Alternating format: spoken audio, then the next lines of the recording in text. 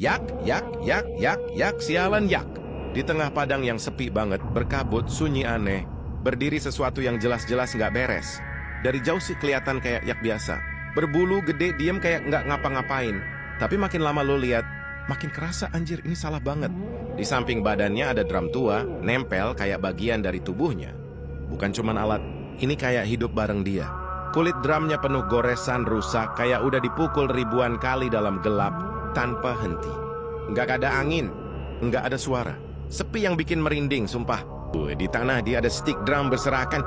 Ada yang patah, ada yang kotor. Kayak bekas sesuatu yang nggak pengen lo tahu. Kayak ada orang yang main, terus nggak bisa berhenti.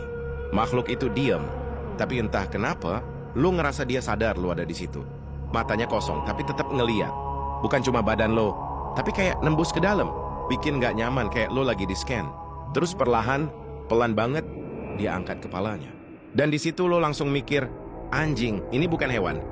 Ini sesuatu yang nungguin. Nunggu suara pertama. Nunggu getaran kecil. Nunggu momen pas dunia akhirnya nggak bisa diam lagi. Dan begitu itu kejadian, ya udah, selesai. Nggak ada yang bisa ngehentiin. Karena begitu dia mulai, semuanya bakal kacau.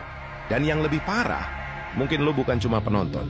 Mungkin lo yang bakal jadi bagian berikutnya dari ritmenya.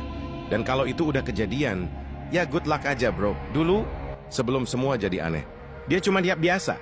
Nggak ada yang serem, nggak ada yang salah. Cuma berdiri di padang kering, makan rumput, hidup pelan kayak nggak ada beban. Angin lewat, bulunya goyang pelan. Damai banget, sumpah. Di samping badannya ada drum.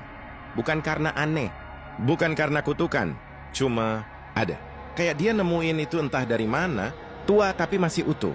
Dan entah kenapa, dia suka dekat sama benda itu. Kadang dia diam di situ lama banget, natap drum itu. Kayak lagi mikir sesuatu.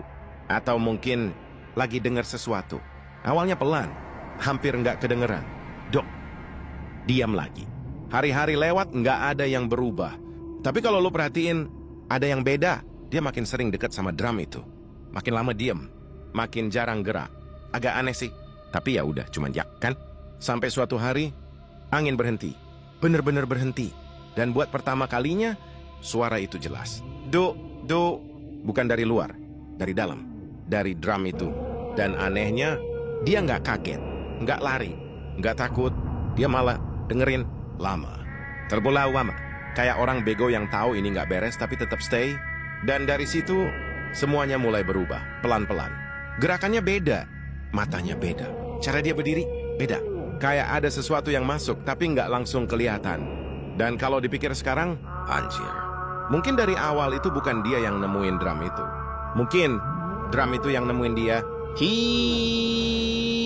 Seremnya.